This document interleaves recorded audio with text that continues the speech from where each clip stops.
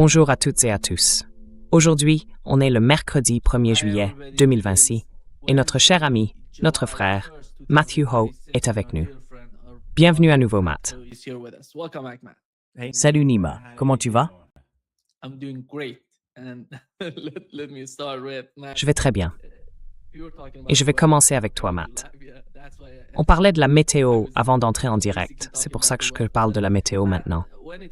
Mais Matt, concernant la situation actuelle entre l'Iran et les États-Unis, on avait un protocole d'accord entre les deux parties.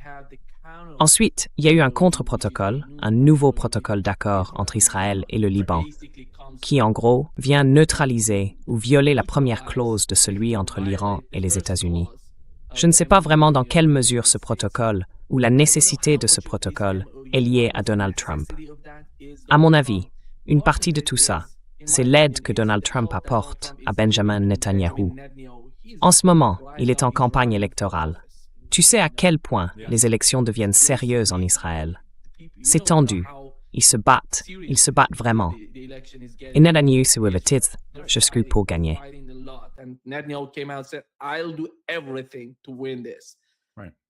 Y compris, peut-être, retourner en guerre contre l'Iran? Non? Oui, peut-être même repartir en guerre contre l'Iran. Exactement. Il a dit que si une troisième phase de guerre était nécessaire, il la ferait. Mais quand on parle du calcul du côté de l'administration Trump, comment vous comprenez ça? Si on veut vraiment en finir avec ce problème permanent dans la région, on ne se montre pas aussi favorable à Israël, à moins qu'on soit là uniquement pour aider Israël et personne d'autre. Et dans ce cas, peu importe l'Arabie Saoudite, le Qatar, ces pays ne comptent plus pour vous.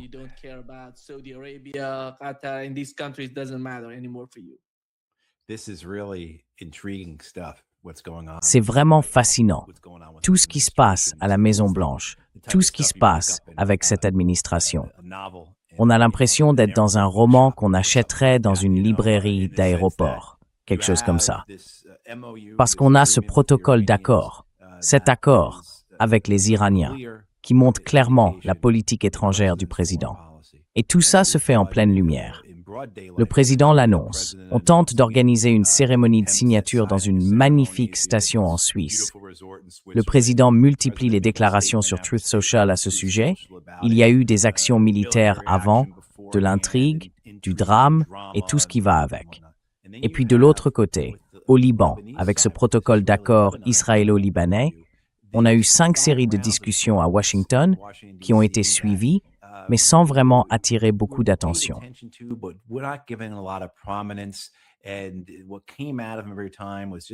Et à chaque fois, ce qui en ressortait donnait juste l'impression que c'était un échec et que le Hezbollah n'allait de toute façon pas en tenir compte.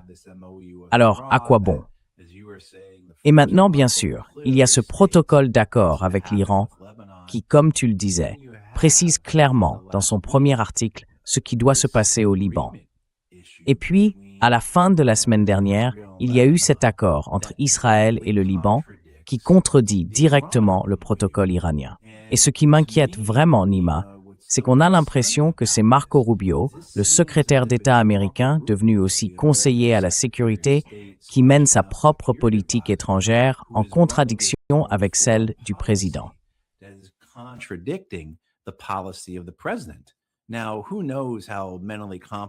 Alors, qui peut vraiment savoir à quel point Donald Trump est mentalement compétent et dans quelle mesure il est conscient de tout ça? Peut-être qu'il encourage cette situation. Peut-être qu'il aime voir des plans ou des accords concurrents. Mais une chose est sûre, l'idée que les Américains aient accepté 2 protocoles d'accord qui se contredisent sur ce qui est peut-être l'aspect le plus crucial de tout ça, à savoir l'occupation du Liban par Israël, du moins en ce qui concerne le risque de relancer la guerre, eh bien c'est là le principal point de désaccord, en quelque sorte.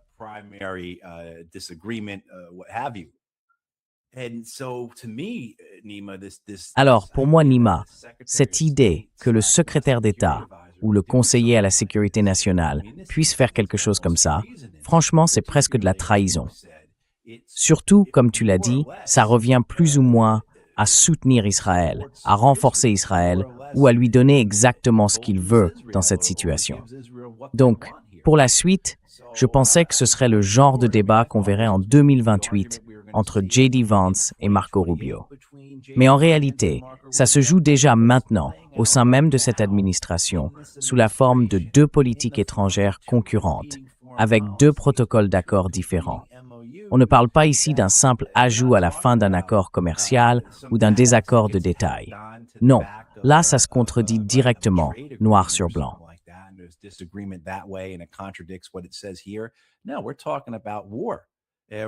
Non, on parle de la guerre, et plus précisément de la guerre au Liban, de l'occupation et du nettoyage ethnique du sud du Liban par Israël. Et on parle aussi de la possibilité très réelle de replonger dans la guerre, cette fois avec l'Iran, à cause de tout ça. Et ce ne serait pas seulement désastreux pour la région, mais pour le monde entier, à cause du risque de catastrophe économique que cela entraînerait. Donc tout ça, c'est vraiment très grave. Mais l'idée que, derrière tout ça, il y ait cette espèce d'intrigue, Rubio qui mène sa propre politique étrangère, c'est vraiment, vraiment incroyable.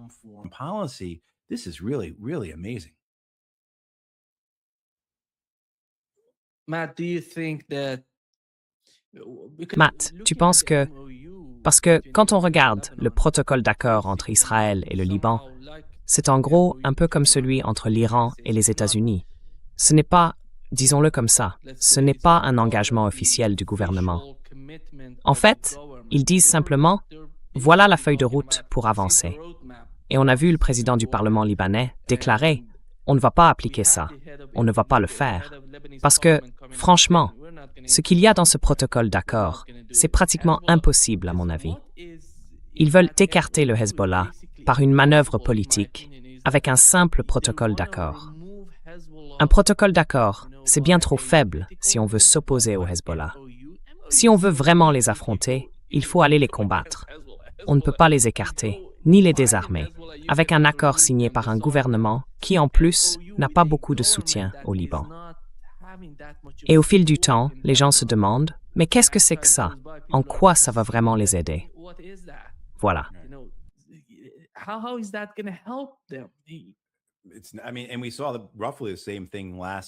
Et on a vu à peu près la même chose. Pas en novembre dernier, mais il y a 2 ans, en novembre 2024, avec l'accord de cessez-le-feu mis en place par l'administration Biden, censé concerner le Liban. Dans cet accord, l'armée libanaise devait entrer dans le sud du pays. Le Hezbollah devait quitter le sud du Liban. Les Israéliens aussi devaient se retirer du sud du Liban. Il devait y avoir un cessez-le-feu. Rien de tout ça ne s'est produit. Alors, pourquoi penser que ce protocole d'accord, ce simple bout de papier, serait différent? Parce qu'il est soutenu par l'administration Trump? Parce que Marco Rubio en est à l'origine? Est-ce que ça suffit pour croire que ça va marcher? Non, parce que ça ne traite aucun des problèmes fondamentaux en jeu ici.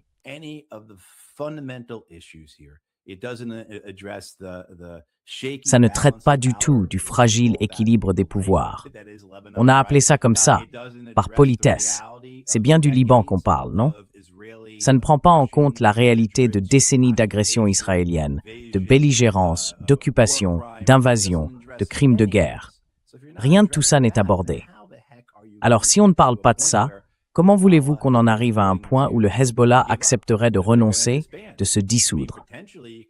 On pourrait peut-être imaginer que ça arrive, mais seulement si le Liban avait la garantie de ne plus jamais être envahi et qu'il n'y ait plus aucune influence, aucune manipulation ou domination étrangère à l'intérieur du pays.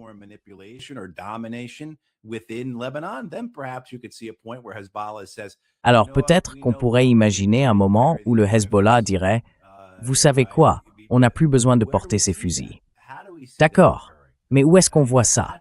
Comment est-ce que ça pourrait arriver?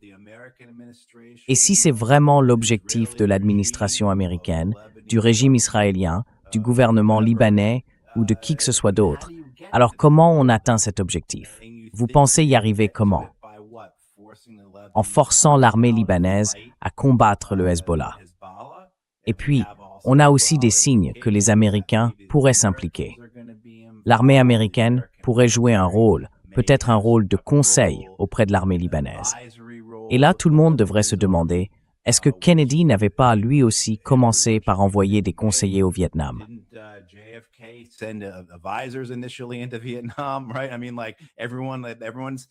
Oui, c'est ça. Franchement, quand on entend quelque chose comme ça, tout le monde devrait avoir les poils qui se hérissent sur les bras et dans la nuque. Et puis cette idée, parce que ça fait longtemps maintenant, vraiment longtemps, que les Israéliens souhaitent non seulement que les Américains s'impliquent militairement contre l'Iran, mais aussi contre le Hezbollah. Alors, est-ce que c'est une voie possible? On envoie quelques conseillers américains sur place. Ces conseillers, évidemment, pourront faire appel à l'aviation américaine. Et tôt ou tard, certains seront tués ou blessés, ce qui entraînera un soutien militaire américain plus important. Et avant même qu'on s'en rende compte, il y aura une division de forces américaines déployée sur le terrain. Il faut aussi rappeler que les Nations unies n'auront plus de présence au Liban après cette année.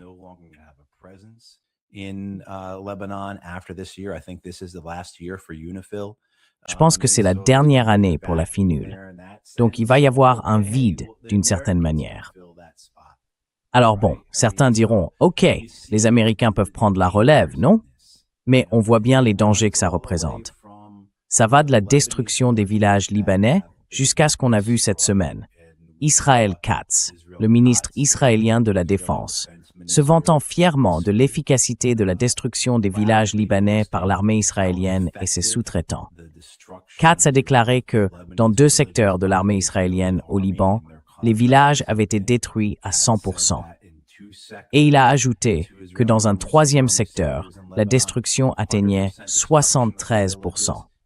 C'est clairement un nettoyage ethnique qui est en train de se produire. Les Israéliens s'en vantent, tout en réaffirmant leurs engagements.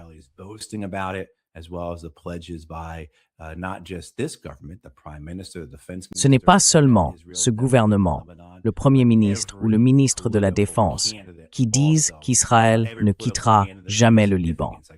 Tous les candidats politiques aussi, enfin tous ceux qui comptent vraiment, affirment la même chose, qu'Israël ne partira pas du Liban. Et donc, si on revient maintenant au protocole d'accord avec l'Iran, eh bien, ça contredit les objectifs du président. Ça contredit aussi sa politique. Et ça ne correspond pas à ce que Donald Trump appellerait une victoire dans le Golfe Persique. Pas du tout. Donc on est enfin aussi perdu qu'on l'était, Nima, il y a 1 semaine, ou il y a 2 semaines, ou même il y a 1 mois. Il ne cesse d'ajouter de nouveaux éléments, ce qui rend tout ça encore plus difficile à comprendre, à prévoir et à imaginer ce qui pourrait arriver ensuite.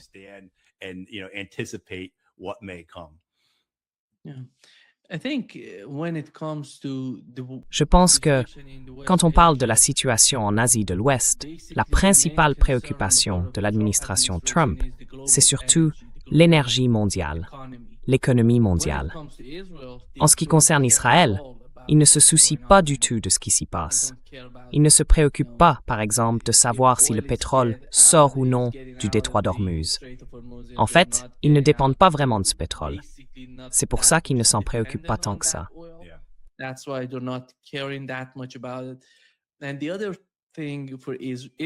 Et l'autre point pour Israël, c'est que il faut dire clairement que c'est une politique israélienne délibérée. Quand Israël a traversé une crise énergétique, c'était quoi? Il y a une 20aine d'années environ, les Israéliens ont mis en place une politique volontaire pour devenir indépendants sur le plan énergétique, pour faire du pays une sorte d'île autosuffisante. Aujourd'hui, une grande partie de leur électricité vient de leurs champs gaziers. Ces champs pourraient être palestiniens, mais c'est Israël qui en a le contrôle.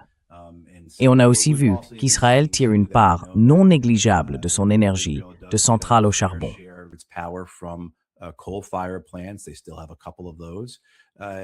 Ils en ont encore quelques-uns. Et vous savez, il n'y a eu aucun effort de la part de la communauté internationale, y compris de pays comme l'Afrique du Sud, qui, rappelons-le, a porté l'affaire de génocide contre Israël devant la Cour internationale de justice pour empêcher Israël d'acheter du charbon chez eux. Donc je pense qu'Israël, enfin, pardon de vous interrompre, mais c'est important de le préciser. Les Israéliens ne s'en inquiètent pas. La fermeture du détroit d'Ormuz, si elle devait se reproduire, c'est un problème américain, pas un problème israélien. Et je pense que c'est exactement comme ça que Tel Aviv le voit.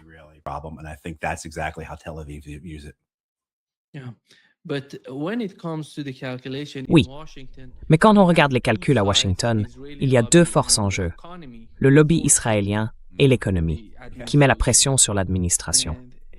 Alors, qui va l'emporter? Parce que si on en croit le Wall Street Journal, Donald Trump aurait été informé d'une possible guerre totale contre l'Iran, encore une fois. Mais il a décidé de poursuivre les discussions. Est-ce une illusion ou bien une opération de la CIA? Parce que d'après ce qu'on a entendu jusqu'ici, les stocks racontent une autre histoire.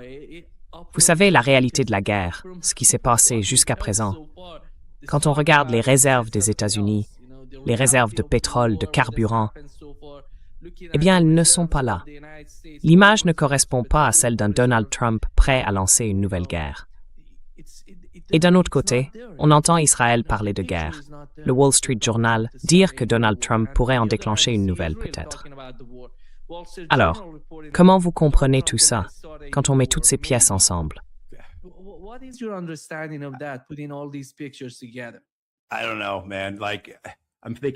Je sais pas, mec, je me dis, tu vois, t'es pote avec Danny Davis dans son émission. Quand un sujet comme celui-là arrive, ils sortent une pancarte et ils font retentir une alarme, tu vois, pour prévenir les gens qu'on va parler de Donald Trump. Et du coup, tout ce qu'on dit peut être complètement balayé la minute suivante par un post de Donald Trump sur Truth Social. Franchement, c'est compliqué. Cette idée d'essayer de comprendre ce que Donald Trump va faire et ce qu'il motive. Je crois qu'on revient toujours à la même chose. Il agit par intérêt personnel. Et puis, il faut aussi qu'on se demande, au fond, quel genre de personne il est.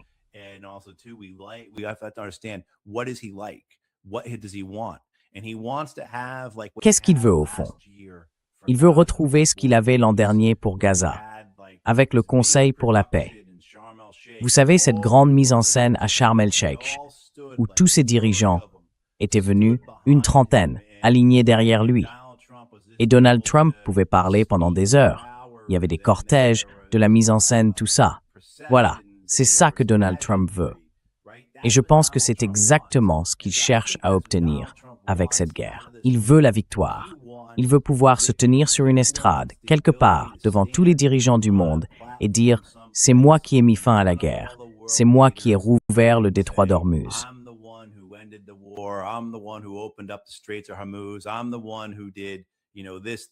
C'est moi, soi-disant, qui ai fait ceci, cela et tout le reste. Totalement absurde, bien sûr. Oui, complètement fallacieux. Une invention, un mensonge, une énorme farce. Mais je pense que c'est exactement ce que Donald Trump veut. Alors, comment y parvient-il? Eh bien, il est clair que ce qu'il cherche, c'est à laisser une trace, un héritage. Il veut être celui qui fait la guerre, puis celui qui fait la paix. Et évidemment, le contexte n'a aucune importance. L'histoire non plus. Peu importe que ce soit sa propre guerre qui ait fermé le détroit d'Ormuz, et ainsi de suite. Tout ça, ça ne compte pas pour Donald Trump. Ce qu'il veut, c'est pouvoir se proclamer à la fois vainqueur et artisan de la paix.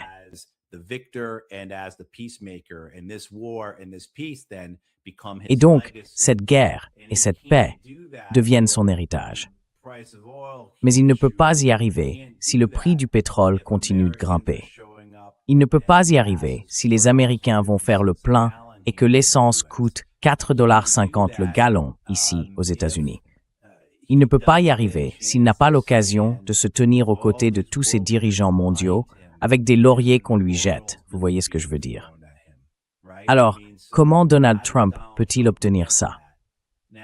Vous savez, je pense qu'il y a une vraie possibilité, et je sais qu'on a beaucoup vu cet extrait circuler.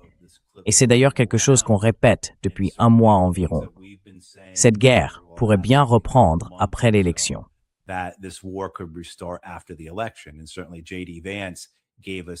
Et c'est vrai que J.D. Vance nous en a donné un aperçu cette semaine, quand il a dit, en gros, pour l'instant, l'objectif de ce protocole d'accord, c'est de stabiliser le marché de l'énergie, de reconstituer nos stocks de pétrole et ensuite de voir quelle direction prendre. Donc oui, il y a bien cette idée qu'après l'élection, les Américains pourraient se dire « et si on relançait la guerre ?» Mais qu'est-ce qu'ils pourraient accomplir qu'ils n'ont pas réussi à faire en mars ou en avril? Absolument rien. Pourtant, Donald Trump pourrait se dire « mon héritage sera plus fort si je retente la guerre ». Et tout ça dépendra de ce qu'il obtiendra de cet accord et de la forme que ça prendra.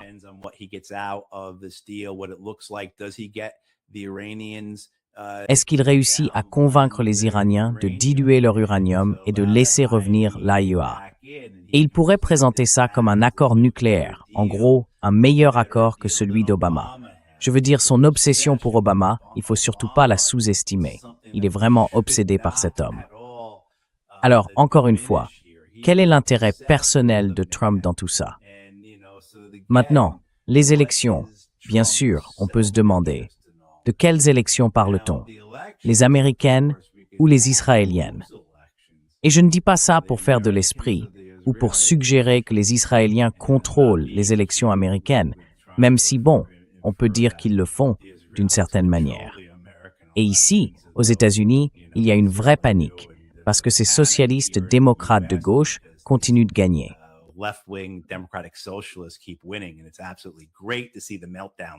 Et c'est vraiment génial de voir les crises de nerfs ici aux États-Unis, pas seulement chez les républicains, mais aussi chez les démocrates.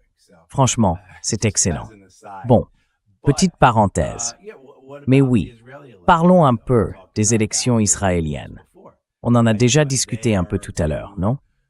Elles devraient avoir lieu au plus tôt en septembre, au plus tard en octobre, donc dans quelques mois.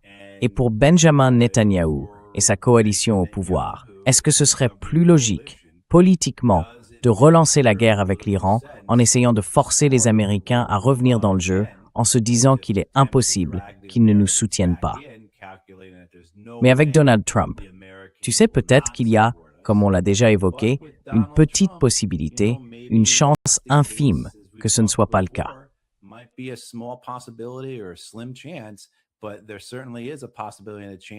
Mais il y a clairement une possibilité, une chance même, que Donald Trump, contrairement à ses prédécesseurs, ne soutienne pas Israël. Donc, vous savez, je ne pense pas que qui que ce soit ait une idée précise de la façon dont ils veulent avancer ici, de ce qui va se passer, ou de ce que leurs adversaires vont faire. À l'exception, je dirais, du Hezbollah. Eux, ils vont continuer à se battre. Ils vont continuer à résister. Les Iraniens, je pense, vont continuer à montrer qu'ils contrôlent la situation, qu'ils dominent le détroit d'Ormuz. Ils le fermeront si nécessaire. Ils tireront sur des navires si nécessaire. Ils se lèveront et quitteront des réunions si nécessaire. Et ils laisseront Witkoff et Kushner poireauter à Doha pendant quelques jours, si nécessaire.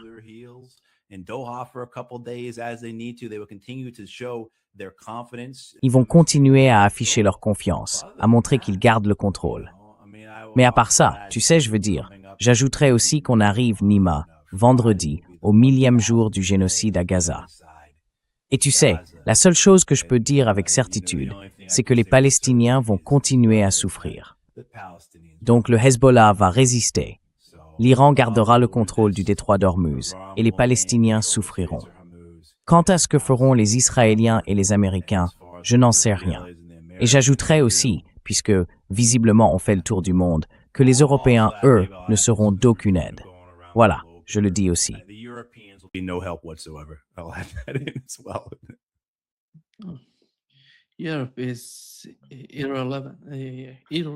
L'Europe est devenue sans importance. Je ne vois plus en quoi elle est encore pertinente. Matt, quand on parle de l'Asie de l'Ouest, je pense que la guerre a vraiment compliqué toute la situation là-bas. Tu te souviens, l'un des grands sujets sous l'administration Trump, c'était le pétrodollar. Comment le maintenir? Comment continuer à baser les exportations de pétrole sur le dollar? Tout ça. C'était une vraie préoccupation. L'Arabie saoudite n'a pas prolongé ce fameux accord avec les États-Unis sur la vente de pétrole uniquement en dollars. Et aujourd'hui, ils vendent à la Chine en yuan, en monnaie chinoise.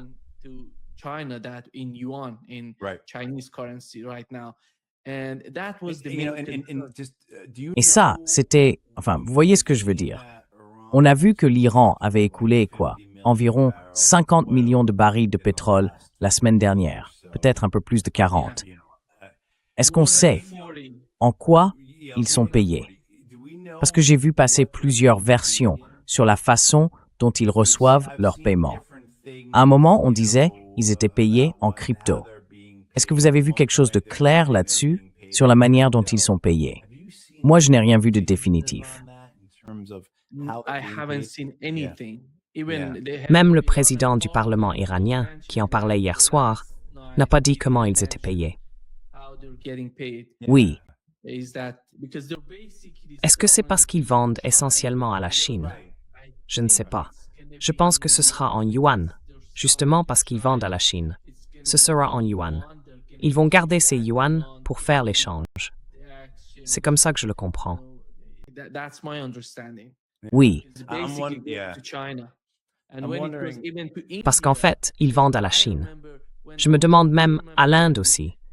Parce que je me souviens que Donald Trump, vous vous souvenez, au tout début du cessez-le-feu, Donald Trump avait levé une partie des sanctions contre la Russie et l'Iran dans les premiers jours de la guerre. C'était, je crois, autour du 6 mars. Ils n'ont même pas tenu une semaine, exactement. Ils vendaient du pétrole à l'Inde, et l'Inde devait payer l'Iran en yuan, si je ne me trompe pas, à ce moment-là. Je ne sais pas. Ils n'en ont pas reparlé. Je n'ai pas d'informations récentes là-dessus, disons-le comme ça. Mais tout le concept du pétrodollar, à mon avis, devient de plus en plus compliqué. Parce que la manière dont on frappe des économies comme l'Arabie saoudite ou le Qatar, ces pays sont essentiels pour le pétrodollar.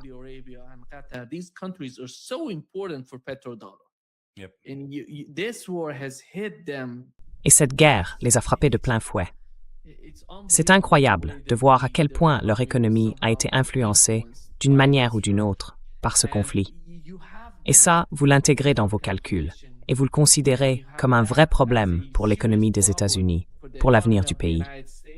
Et puis, il y a aussi la question d'Israël. Ces deux éléments ne s'accordent pas vraiment, parce que la réalité du détroit d'Ormuz a changé, comme vous l'avez mentionné. Et ils peuvent agir, justement à cause de la géographie.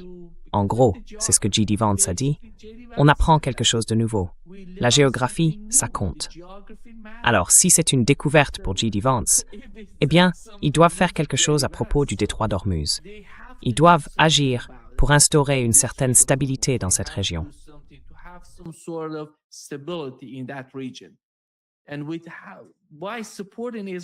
Et en soutenant Israël, je ne pense pas qu'ils vont y arriver de sitôt. C'est pour ça qu'il faut mettre la pression sur vos alliés en Asie de l'Ouest. En gros, l'Arabie saoudite, le Qatar, tous les pays du Conseil de coopération du Golfe. D'un autre côté, vous voulez aider Israël. Mais Israël ne voit pas l'Asie de l'Ouest comme les États-Unis la voient. Regardez comment Israël se perçoit aujourd'hui. Il parle de deux forces dans la région. L'une, c'est les frères musulmans. L'autre, c'est l'axe de la résistance, chiite. Chiites et sunnites, deux camps. L'un est soutenu par la Turquie et le Qatar, l'autre par l'Iran. Et Israël est contre les deux. En réalité, ils se battent contre toute la région, pour être honnête.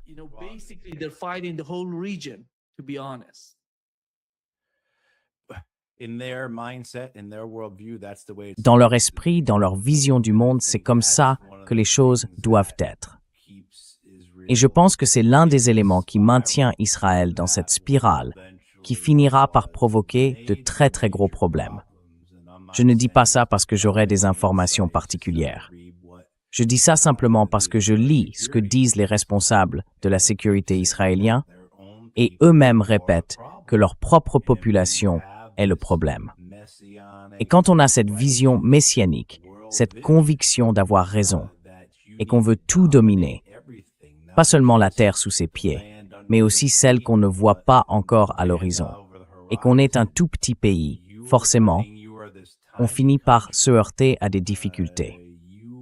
Je pense que ces problèmes seront surtout internes, parce qu'ils en ont déjà beaucoup de ce type. Mais à un moment donné, peut-être qu'ils se lanceront dans un combat trop grand pour eux, et qu'ils n'auront pas le soutien des Américains dont ils ont besoin. Mais leur obsession, elle, est évidente. But their obsession is clear. There's a report today out of Il y a un article aujourd'hui, je crois que c'est sur I24 ou un autre média israélien, qui accuse J.D. Vance d'avoir informé Erdogan que les Kurdes allaient être utilisés pour renverser le gouvernement iranien. Et pour ceux qui suivent un peu cette histoire, les Israéliens sont furieux. Ça fait des mois qu'ils sont en colère à cause de la Turquie et d'Erdogan. S'ils n'avaient pas été là, tout ça aurait été réglé dès la première semaine. Mais Erdogan a refusé de laisser les Kurdes entrer en Iran pour renverser le gouvernement de Téhéran. Donc pour eux, tout est de la faute d'Erdogan. Et maintenant, évidemment, avec cette opposition entre Vance et Rubio, on a cette idée que Vance serait du côté de l'Iran et Rubio du côté d'Israël. Et voilà qu'aujourd'hui, les médias israéliens publient un rapport affirmant que c'est Vance qui aurait prévenu Erdogan que les Kurdes allaient être utilisés pour un changement de régime en Iran.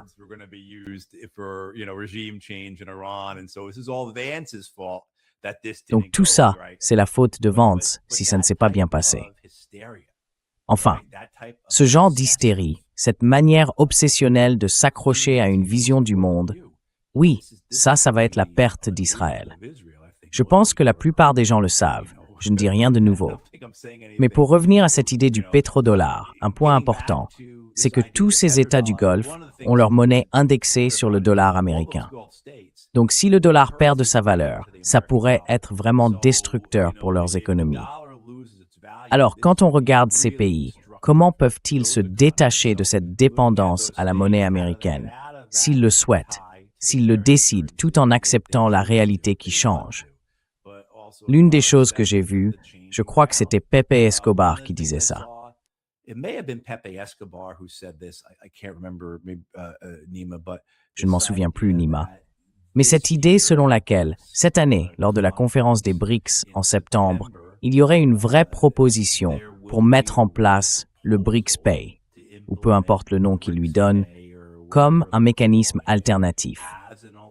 Dans le passé, on a vu les BRICS hésiter à aller jusque-là, à se retenir de développer une monnaie alternative qui chercherait à remplacer, enfin, peut-être pas remplacer, c'est un mot un peu fort, parce que le statut du dollar comme monnaie de réserve est assuré pour encore une dizaine d'années au moins, non?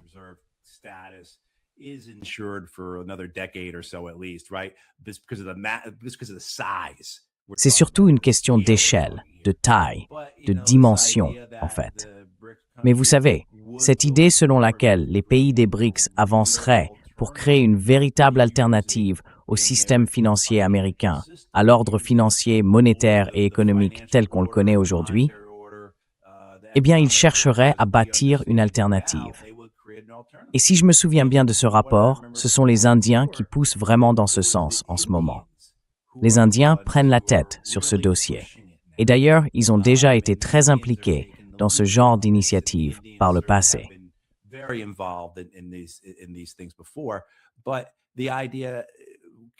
Mais l'idée vient, si je comprends bien, de ces sanctions américaines, ou plutôt des sanctions secondaires sur le pétrole russe, que les États-Unis ont mises en place à la fin de l'année dernière. Elles visaient plusieurs pays, mais en réalité, elles visaient surtout l'Inde, parce que l'Inde importait énormément de pétrole russe. L'idée, c'était de sanctionner les entreprises, les banques et les institutions indiennes. Et les Indiens ont bien compris le danger que cela représentait. C'était évident. C'était juste sous leurs yeux. Comment auraient-ils pu ne pas voir le risque? Mais il y a aussi la question de la perte de souveraineté, non? Le fait que les Américains puissent simplement faire ça. Ils se disent, attendez, on a un accord, on achète du pétrole russe bon marché, et les Américains vont nous en empêcher pour leur guerre en Ukraine. En fin de compte, ce sont eux qui vont nuire à notre économie.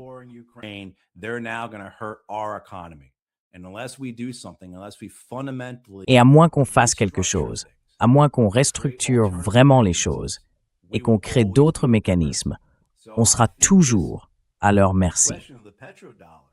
Donc je pense que cette question du pétrodollar, vous savez, elle existe depuis longtemps. La première fois que j'en ai entendu parler, j'étais au lycée pendant la guerre du Golfe. Je n'avais jamais entendu un truc pareil.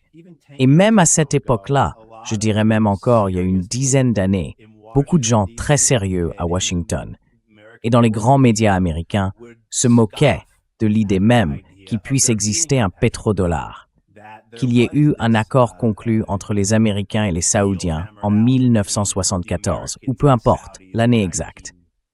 Donc oui, les implications, que ce soit pour le Moyen-Orient ou l'Asie de l'Ouest, sont importantes selon la direction que tout ça va prendre.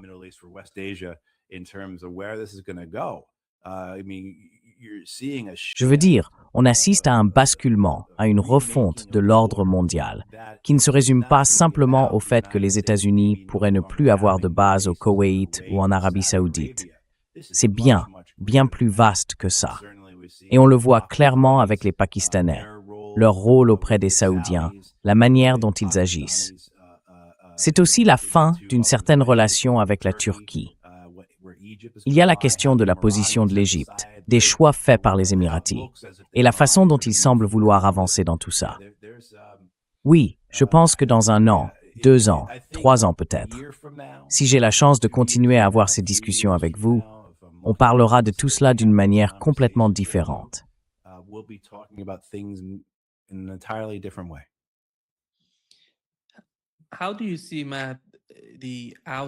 Comment tu vois, Matt, les conséquences de la guerre sur les questions de sécurité pour les pays du Golfe? Parce qu'en gros, avant que la guerre ne commence, tout tournait autour du soutien ou de la protection des États-Unis envers ces pays. Aujourd'hui, avec ce qui s'est passé, les bases, les attaques, les Américains peuvent surtout se concentrer sur Israël, au lieu, tu vois, d'aider ces pays. Parce que ces pays ont été touchés à cause des bases américaines installées chez eux. Alors maintenant, comment tu évalues la situation de leur point de vue dans l'ensemble? Je ne parle pas spécialement du Qatar ou de l'Arabie saoudite, mais vraiment de l'ensemble de ces pays, quand on voit à quel point ils comptaient sur les États-Unis pour les aider, les protéger et assurer un minimum de sécurité chez eux.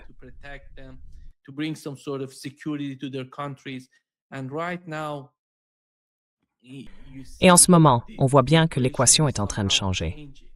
En coulisses, il semble qu'il se passe quelque chose d'important entre l'Iran, l'Arabie saoudite et le Qatar. Ils n'en parlent pas encore publiquement, mais il se passe vraiment quelque chose. Je suis presque sûr qu'il y a quelque chose en cours, même si personne n'en parle. Ils veulent, d'une manière ou d'une autre, améliorer les relations entre les deux camps. D'un autre côté, il y a aussi l'option chinoise. La Chine pourrait en faire partie. La Russie aussi pourrait en faire partie. Comment est-ce que vous voyez tout ça? Qu'est-ce qui est en train de changer? Le calcul, lui aussi, est en train d'évoluer dans l'esprit de ces pays du Golfe.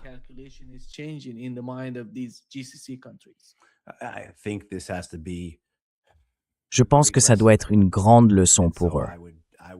Donc je leur conseillerais d'être très prudents dans leurs futures relations avec d'autres grandes puissances, avec d'autres acteurs extérieurs, la Russie, la Chine, peu importe. Ils doivent se concentrer sur eux-mêmes, compter sur leurs propres forces, comprendre que leurs intérêts sont probablement bien plus liés à ceux de leurs voisins qu'à ceux d'acteurs extérieurs. On peut revenir à ce que disait Mark Carney à Davos. C'est un hypocrite, mais au moins, ses propos à Davos, que je trouvais justes, il ne les a clairement pas suivis ces derniers mois. Mais l'idée de Carney, selon laquelle les pays de taille moyenne doivent s'unir, qui doivent reconnaître que leurs intérêts ne sont pas les mêmes que ceux des grandes puissances. Cette idée-là, elle reste valable.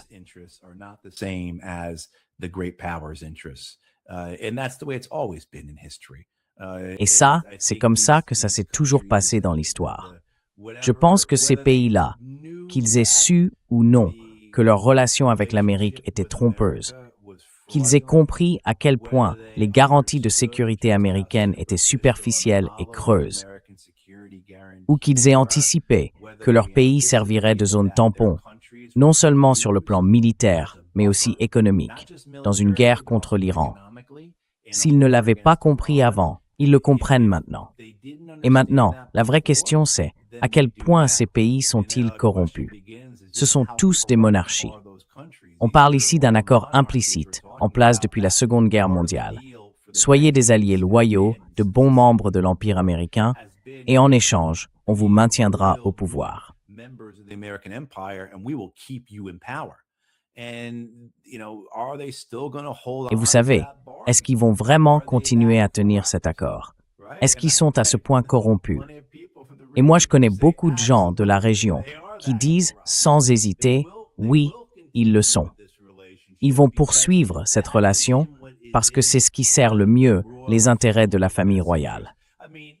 Je sais bien que vous ne voulez pas parler de pays en particulier, mais le seul pays que je sais que vous ne mettez pas dans le même panier, c'est la Jordanie. On sait très bien comment la Jordanie va réagir dans tout ça. On sait exactement comment Amman va s'y prendre. Ils vont simplement se rapprocher encore plus des Américains et des Israéliens qu'ils ne l'étaient déjà. J'aimerais qu'ils me donnent tort, mais ils ne le feront pas.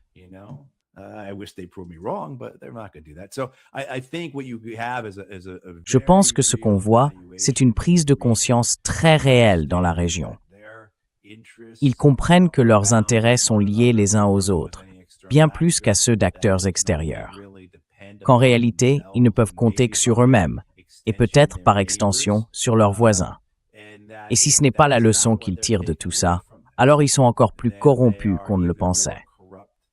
Et puis, il y a aussi cette idée de la permanence du conflit.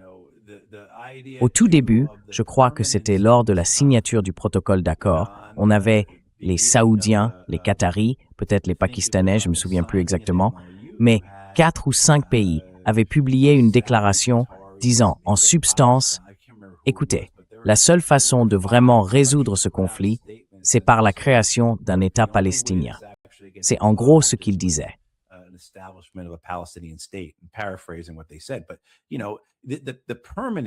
Mais vous savez, la permanence de cette guerre, la permanence de ce conflit, cette instabilité, cette possibilité que tout recommence, tout ça restera tant que l'État palestinien n'existera pas vraiment. Et tant qu'on n'aura pas ça, tant qu'Israël continuera à menacer ses voisins, à vivre avec cette idée de domination, tant qu'il y aura des soldats qui portent sur leur uniforme des insignes disant « du Nil à l'Euphrate », on restera coincé dans cette situation. Et je pense que les États arabes du Golfe le comprennent, ou du moins, ils devraient le comprendre.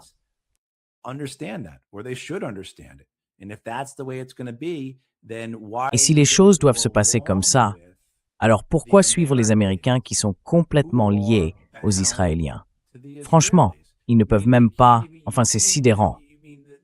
J'aimerais bien parler à ces gens à Riyad, à Doha, à Kuwait City ou ailleurs, de cette idée selon laquelle le secrétaire d'État américain et le conseiller à la sécurité nationale se permettent de publier leur propre protocole d'accord, de mener leur propre politique étrangère, mais en totale contradiction avec les priorités et l'agenda du président.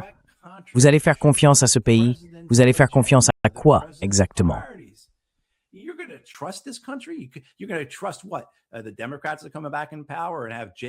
Les démocrates reviennent au pouvoir, avec Jake Sullivan à nouveau comme conseiller à la sécurité nationale, ou peut-être, cette fois, comme secrétaire d'État, non? Vous allez vraiment faire confiance à ça? Franchement, pour leur propre bien, ils doivent changer de stratégie. Et je pense qu'on le voit, non? On le voit à travers ces rumeurs, ces murmures, ces réunions. Comme vous le disiez, les Qataris et les Saoudiens discutent avec les Iraniens de quelque chose. Oui, on a clairement vu cette relation entre le Pakistan et l'Arabie saoudite. Et les Turcs reviennent sans cesse dans la discussion, comme faisant partie d'un bloc autour de tout ça.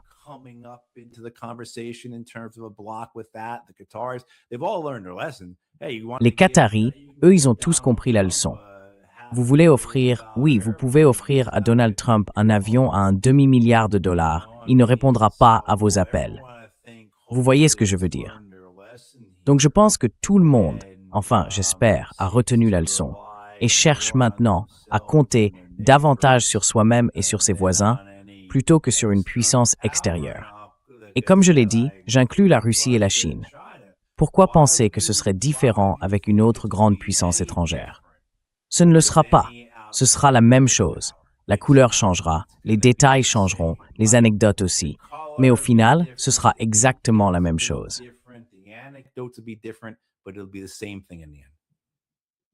Yeah, Rubio basically said the Anchorage formula is Rubio a dit en gros que la formule d'encourage est différente, qu'elle n'existe plus.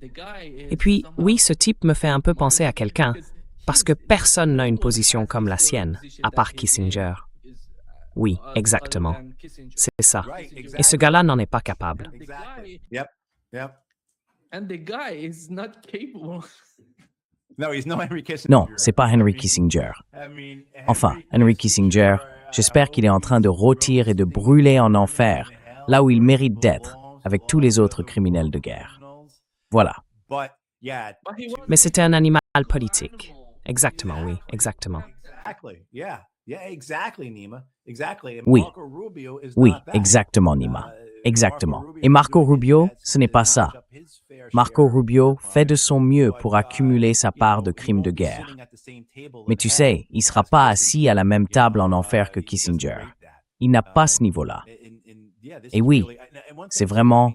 Et d'ailleurs, une chose aussi, je ne devrais peut-être pas parler de Rubio comme ça, parce que Rubio s'est positionné en devenant aussi un conseiller à la sécurité nationale, en limitant ses apparitions dans les médias, en contrôlant ce qu'il veut contrôler. Il s'est placé dans une position de pouvoir qu'on n'a peut-être pas vue depuis Kissinger. Parce que je rappelle aux gens que le conseiller à la sécurité nationale a la capacité de diriger les forces américaines. Il ne fait pas partie de la chaîne de commandement. Ce n'est pas comme la relation entre le président et les généraux 4 étoiles, ce genre de rapport-là.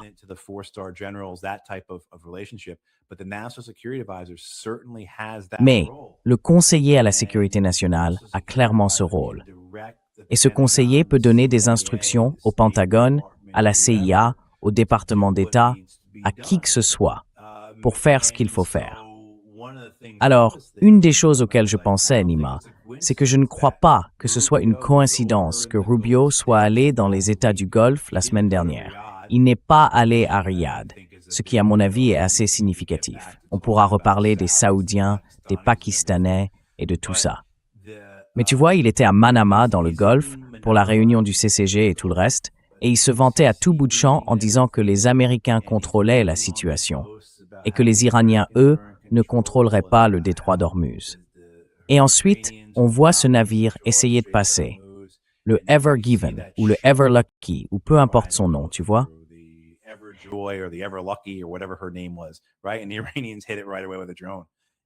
Et les Iraniens ont frappé tout de suite avec un drone. Et je ne pense pas que ce soit une coïncidence que ça soit produit le lendemain du départ de Marco Rubio de la région, non? Ensuite, on a vu cet enchaînement. Les Américains ont attaqué, les Iraniens ont riposté, les Iraniens ont encore touché un autre navire, ce qui montre clairement que ce sont les Iraniens qui contrôlent la situation, non? Ce sont eux qui ont fixé les règles de cet affrontement. Ils ont décidé quand il commençait, quand il se terminait et tout le reste. Vous voyez, je pense que Rubio est un personnage très machiavélique. Et franchement, je crains vraiment ce que cela annonce en termes de crise au sein de l'administration. Parce qu'il donne l'impression d'être prêt à faire ce qu'il estime juste. En partie, c'est lié à sa loyauté envers Israël. Et je suis certain que les lobbyistes de l'AIPAC n'ont pas arrêté d'appeler son bureau.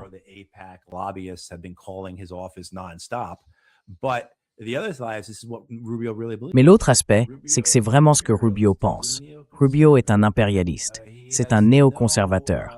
Il ne s'intéresse à rien d'autre qu'à la domination américaine, à la primauté des États-Unis. Donc cet accord, ce protocole d'entente, pour lui, c'est une hérésie.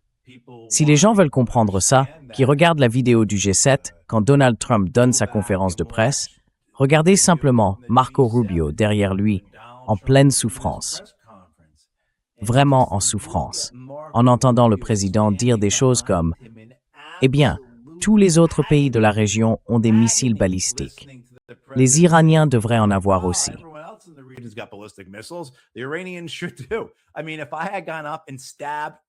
Je veux dire, si j'étais monté sur scène et que j'avais poignardé Rubio en plein cœur, il n'aurait pas eu l'air aussi souffrant que ce jour-là, en écoutant le président.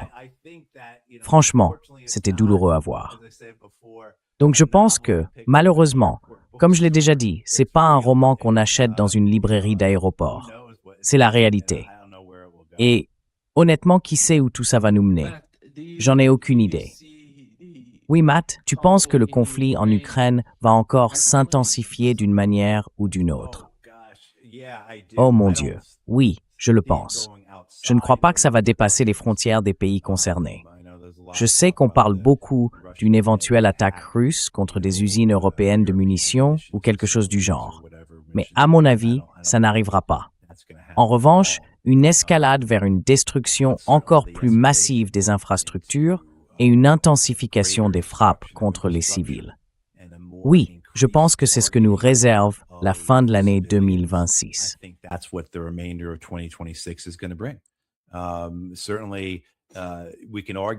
Bien sûr, on peut débattre de l'efficacité de la campagne de drones ukrainienne, à quel point elle est vraiment efficace, si elle a un impact réel sur l'économie russe, et ainsi de suite. Mais tout ça passe à côté de l'essentiel. Ce qui compte, c'est la perception. Et cette campagne a redynamisé le soutien européen et américain à la guerre.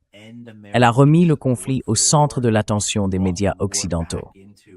Elle exerce une énorme pression sur le président Poutine et sur son gouvernement, et elle va le forcer à réagir d'une manière ou d'une autre. La seule issue que j'imagine, c'est une escalade du conflit. Frapper plus de cibles, frapper des choses que les Russes n'avaient pas encore visées. Vous savez, ces questions du genre. Pourquoi les trains circulent-ils encore en Ukraine?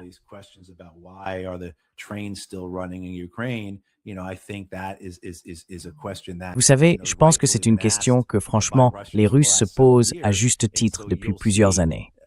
Et donc, vous verrez, Nima, que sur une échelle de 1 à 10, 10 étant le niveau des Israéliens à Gaza, les Russes, eux, sont plutôt autour de 5 pendant cette guerre. Donc, l'idée, c'est qu'ils vont monter d'un cran, et bien sûr, les Ukrainiens vont réagir. Et à un moment, dans l'année ou les 2 années à venir, on le sait, on peut le lire dans les pages opinion du Wall Street Journal ou du Guardian, les Ukrainiens auront des missiles balistiques. C'est la prochaine étape. Et puis à terme, on risque d'avoir, comme pendant la guerre Iran-Irak, une guerre des villes où les deux camps visent délibérément les villes de l'autre, de façon provocatrice, pour essayer de démoraliser l'adversaire.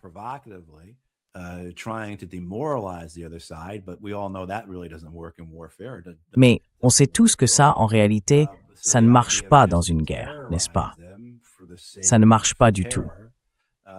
Donc l'idée de simplement les terroriser pour le plaisir de faire peur, et aussi pour montrer à sa propre population, voilà ce qu'on leur fait. Oui, ils nous ont fait ça, mais regardez ce qu'on leur a rendu. Eh bien, on voit très bien où ça mène. Et je pense que c'est comme ça que cette guerre continue. Je crois que le plan des Russes, c'est de prendre le reste du Donbass. Certains disent que ce sera fait d'ici l'automne. D'autres parlent de l'année prochaine, et d'autres encore estiment qu'il leur faudra peut-être 30 mois de plus, vu le rythme actuel des opérations. Franchement, je n'en sais rien. Mais ce que je sais, c'est que même s'ils y arrivent, ça ne changera rien.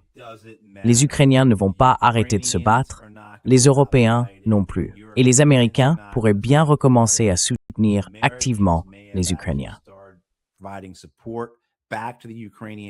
The Americans still providing support, of course, we provide intelligence, we sell weapons, but maybe we'll start giving money back to them.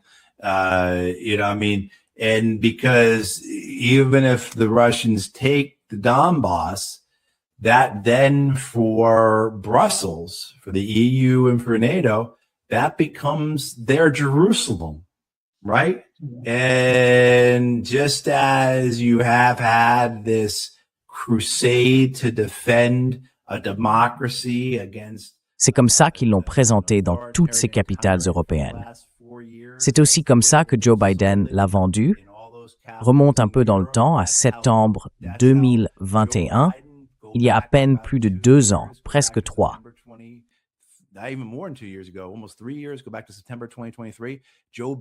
Revenons à septembre 2023.